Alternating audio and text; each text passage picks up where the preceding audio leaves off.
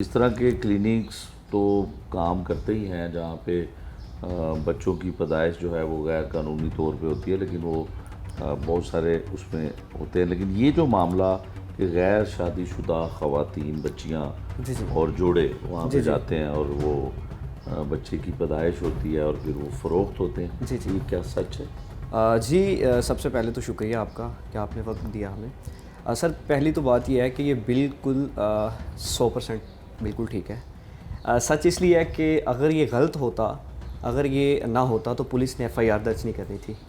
ٹھیک ہے، تو ہمیں جو ہے اطلاعات وصول ہوتی ہیں. میرا ایک دوست ہے، وہ مجھے کہتا ہے کہ آپ کا تحصیل میں بچے سیل ہو رہے ہیں. یہ بہت بڑی خبر تھی، ہلنے والی خبر تھی.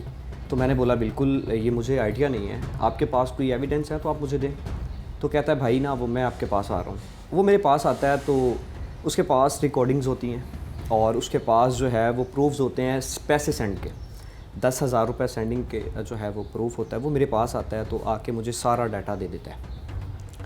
تو میں یہ دیکھتا ہوں کہ یہ پولیس کو انفارم کرنی چاہیے. تو میرا حق ہے کیونکہ میں سوشل میڈیا جو ہے ایکٹیو انسان بھی سوشل میڈیا یوز کرتا ہوں، تو ہر چیز جو ہے وہ انسان کو دکھانی چاہیے.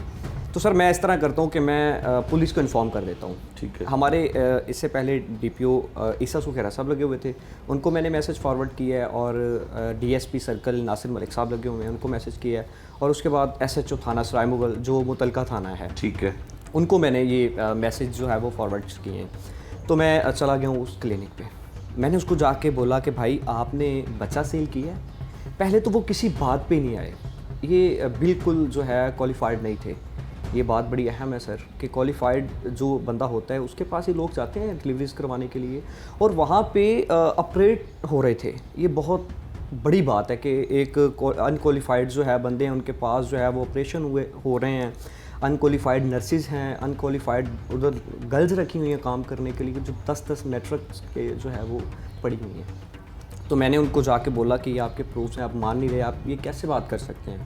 اس نے بولا کہ بھائی ہم نے سیل نہیں کیا. میں نے بولا آپ کا نام وقاص احمد ہے؟ کہتا جی میرا نام وقاص احمد ہے، جو اس ہسپتال کو کلینک کو وہ چلا رہا تھا نا. ٹھیک. میں نے اس کو ڈیٹا دکھایا. میں نے بولا یہ 10,000 روپے وقاص احمد کے نام پہ سینڈ ہوا؟ کہتا جی ہوا. میں نے اس کو ریکارڈنگز ایک سنائی کہ وقاص صاحب بچے کے کان میں اذان دے دی گئی ہے، یہ جس نے خریدا ہے وہ کہہ رہا ہے کہ بچے کے کان میں اذان دے دی گئی ہے. تو وقاص ایک دفعہ ہل گیا، کہتا یار واقعی. تو مجھے اس نے ہاتھ جوڑے کے معاف کر دو یار. میں نے بولا معاف نہیں کرنا میں نے.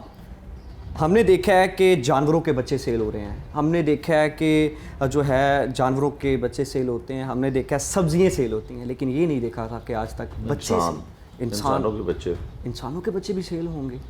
تو میں نے بولا آپ معافی کے لائق نہیں ہو، آپ نے پتہ نہیں کتنے لوگوں کے بچے سیل کیے ہیں ایسے.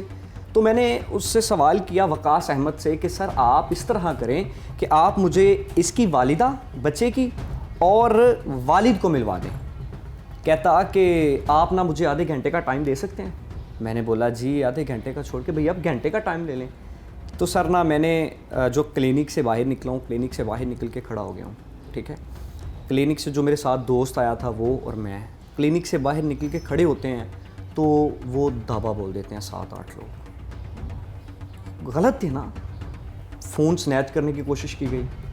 پھر سر فون سنیچ تو نہ ہوئے، ہمارا جو ڈیٹا تھا وہ ہمارے پاس سیو ہی رہا. ان لوگوں نے یہی بولا نا کہ ان سے ڈیٹا فون چھین کے جو ہے وہ ڈیلیٹ کر دیتے ہیں. ان لوگوں نے سر ہمیں مارا پیٹا، تشدد کیا اچھا خاصا.